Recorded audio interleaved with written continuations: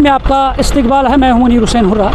जैसा कि आप जानते हैं, Jammu Kashmir public service commission का जो प्रीलिम्स इम्तिहान है और वो आज से शुरू हुआ है, आज उसका इम्तिहान हुआ है। मगर वो पहले ही विवाद के तहत जो कंट्रोवर्सी चल रही थी एलजी और सीएम के दरमियान, और बाद में जो पब्लिक सर्विस कमीशन है उन्होंने एग्ज़ाम का कंडक्ट करने का ऐलान कर दिया था। और आज सुबह सवेरे से ही जिस तरीके से स्टूडेंट्स अपने इम्तिहानी मराकज़ की तरफ रवां दवां थे, इंडिगो फ़्लाइट्स का इशू है और उस एंगल से उन्होंने कहा कि बच्चे जो है वो इम्तिहानी मराकज़ पर नहीं पहुँच पाएंगे। पब्लिक सर्विस कमीशन ने बाज़ाब्ता तौर पर इम्तिहान कंडक्ट करने का फ़ैसला लिया है। मगर आज जिस तरीके से हमने इम्तिहानी मराकज़ का दौरा किया है, कुछ ऐसे स्टूडेंट्स हैं जिनका इम्तिहान जो है वो मिस हुआ है। हमारे साथ ये स्टूडेंट हैं और आज ये यहाँ पे एग्ज़ाम देने के लिए आए हैं, मगर ये टाइम पे नहीं पहुँचे हैं और इनसे बातचीत करते हैं। जी बताइए, जिस तरीके से इम्तिहान था, क्या हुआ, आप टाइम पे नहीं पहुँचे हैं? सर एक्चुअली मेरी फ़्लाइट थी हैदराबाद से।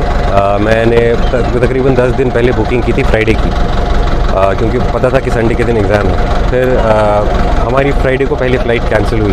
मैं जैसे ही कैब में बैठा बुक करने के लिए, तो वहीं पे मुझे मेल आया कि आपकी फ़्लाइट कैंसिल हो गई है। तो फिर मैं वापस गया। फिर मैंने नेक्स्ट डे की फ़्लाइट सर्च की, तो नेक्स्ट डे की फ़्लाइट्स का रेट तकरीबन 50 से 60 हज़ार रुपये था।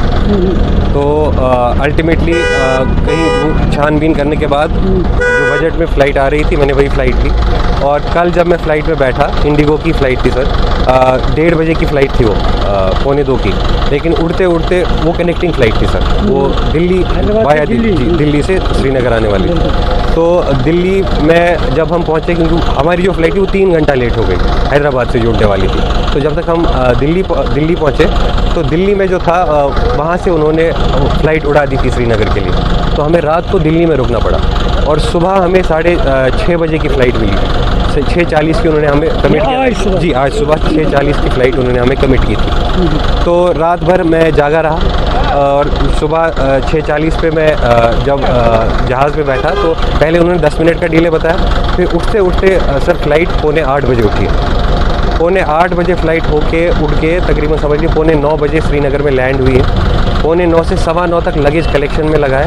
9:15 से यहाँ पहुँचते तकरीबन 2 घंटा लगा है मुझे। तो सर तब तक एग्ज़ाम स्टार्ट हो गया था और कंटिन्यूसली सोशल मीडिया पे सरकार को बताया जा रहा था कि सिचुएशन काफ़ी सीरियस है, पूरे देश में, पूरे मुल्क में अभी प्रॉब्लम चल रहा है, स्टूडेंट्स नहीं पहुँच पाएंगे। लेकिन बिल्कुल we have fallen prey to this politics of I don't know what the interest of the government is in this, क्योंकि या तो वो शायद वो एज रिलैक्सेशन नहीं देना चाहते थे, उसी वजह से उन्होंने इतना हड़बड़ी में ऐसा काम किया। लेकिन जेन्युइनली जो स्टूडेंट्स इस वक्त सफ़र कर रहे हैं, एस्पिरेंट्स सफ़र कर रहे हैं, उनके करियर अभी स्टेक पे हैं और सरकार को इस वक्त बहुत ध्यान से और बहुत संजीदगी से इस पर अमल करना चाहिए कि जो लोगों के फ्यूचर पे दाव पे लगे उनके साथ न खेला जाए। तो मानते हैं कि एस्पिरेंट्स जो है उनका फ्यूचर जो है उसको अब धकेला जा रहा है। बिल्कुल सर, ये तो इसको नाइंसाफ़ी नहीं, ज़्यादती, इसको जुल्म कहा जाएगा एक इंसान के लिए। आप सोचिए, मैं तकरीबन आधा हिंदुस्तान पार करके आया हूँ 3 दिन से अपनी फ़्लाइट के लिए, और मेरी गलती नहीं है, सरकार और उस एयरलाइन की आपस में लड़ाई है। जबकि मेरे लिए एक नॉर्मल रूटीन, मैंने 1 हफ़्ता पहले फ़्लाइट बुक कर दी है, मुझे यहाँ पहुँचना है। ये जिम्मेदारी किसकी है? कौन मुझे स्मूथ एयर ट्रैवल देगा? या तो सरकार देगी या कंपनी देगी। कंपनी ने कमिट किया है और कंपनी जब मुझे डिलीवर नहीं कर पा रही है, जब मुझे ड्रॉप नहीं कर पा रही है अपनी लोकेशन पे, तो ये तो फेलियर ऑफ सिस्टम ही है। और जब यहाँ पर आप आके सरकार को अपनी गुहार लगाते हैं, तो आपके जज्बात, आपकी उमंगों, आपकी उम्मीदों, आपके ख्वाबों को ऐसे लात मार के आपको आपकी औकात दिखा रहे हैं। तो जो हकीकत है इस वक्त इस एक नागरिक की, इस देश के, यहाँ की ही नहीं, इस देश की, वो एक कीड़े की है। हम लोग कीड़े बन चुके हैं और इसी तरह हमें रौंदा जा रहा है। प्रॉब्लम यही है सर। और सवाल ये है कि ये इम्तिहान कितना जेन्युइन है, बिल्कुल भी सही नहीं है, बहुत नाइंसाफ़ी। अभी मैं बैठ के यहाँ पर क्या करूँगा सर, क्या करूँगा आप मुझे बताइए। अब इसके बाद CSAT का पेपर है, CSAT में अपेयर हो गया तो पेपर ए वो तो क्वालिफाइंग है, पेपर ए का क्या होगा? और CSAT देने की हालत में हूँ क्या मैं अभी? रात भर जागा नहीं हूँ, रात भर ट्रैवल किया हूँ। किसकी वजह से? किसकी? अब नाकामी किसकी है? सरकार की है कि हमारी है? सरकार की है ना। तो हमें यहाँ पहुँचा, यहाँ तक पहुँचाने पर, यहाँ पर इतनी ठंड में मैंने अभी अपने कपड़े भी चेंज नहीं किए सर।